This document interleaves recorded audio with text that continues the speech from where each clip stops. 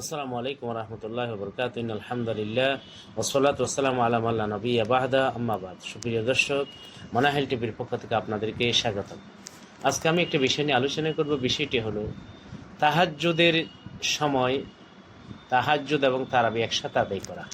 অর্থাৎ কেউ যদি শুরু রাতে তারাবি পড়ে নাই, সে যদি শেষ রাতে তারাবির নামাজও নিয়ত করে, তাহাজ্জুদও নিয়ত করে, এটা আদায় হয়ে যাবে।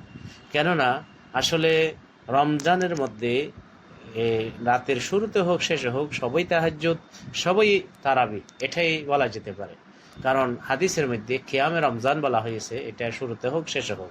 তবে শুরুতে 20 রাকাত পড়া, এটাকে আমরা সাহাবাদের সুন্নাহ হিসেবে সুন্নাহ বলা হচ্ছে এবং এটাকে তারাবি নাম দেওয়া হচ্ছে 4 রাকাত পর পর রেস্ট নেওয়ার কারণে। তাই কেউ যদি শুরুতে না পড়ে শেষ আদায় করে, একসাথে তাহাজ্জুদ আদায় হবে, তারাবি আদায় হয়ে যাবে। ঠিক তেমনি কেউ যদি শেষ রাতের মধ্যে তাহাজ্জুদ জামাতে পড়তেছে, যেমন আমাদের দেশে অনেকে শেষ রাত শেষ 10 দিনে কিয়ামুল জামাতে আদায় করে, সেই সময় যদি তার পেছনে তারাবির নামাজ ইক্তিদা করে, এখানেও সহি হয়ে যাবে।